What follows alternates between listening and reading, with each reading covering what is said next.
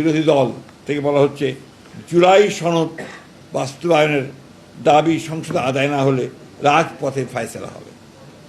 এই প্রশ্নটা আসলে আমার কাছে মনে হয় যে মানুষকে বিভ্রান্ত করার জন্য এই প্রশ্নগুলো তোলা হচ্ছে। জুলাই সনদ তো আমরা স্বাক্ষর করেছি একসাথে, যে সমস্ত দলগুলো আমরা আন্দোলন করেছি একসাথেই স্বাক্ষর করেছি, এবং জুলাই সনদে প্রতিটি অক্ষর আমরা বারবার করে বলছি যে আমরাই বাস্তবায়িত করব। কারণটা হচ্ছে যে কথাগুলো বলা হয়েছে, যে গণভোটের কথা, সেই গণভোটের একটা অংশ তো আমাদের সঙ্গে কোনো আলোচনাই হয়নি।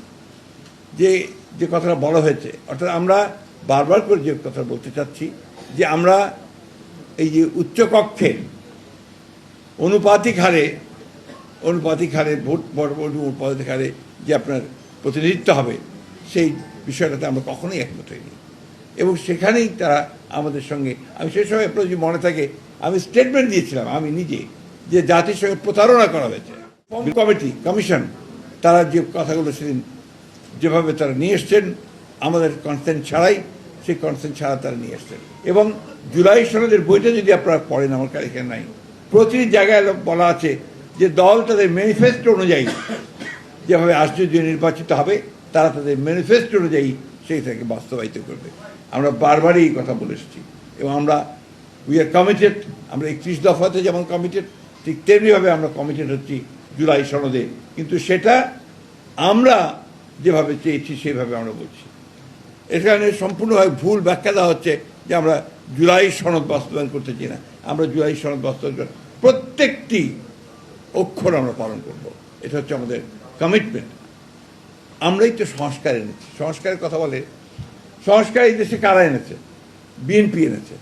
একদলীয় শাসন ব্যবস্থা থেকে বহুদলীয় গণতন্ত্রের বিএনপি নিয়ে এসেছে।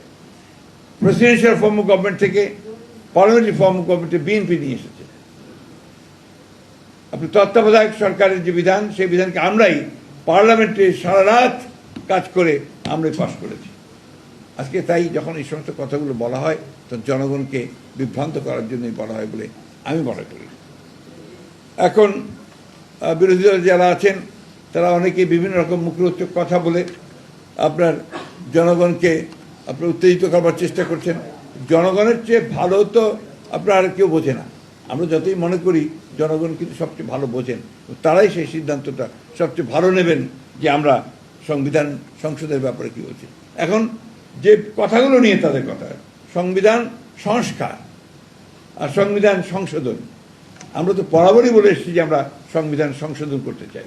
আমরা সংবিধান সংস্কারের কথা কখনোই বলিনি।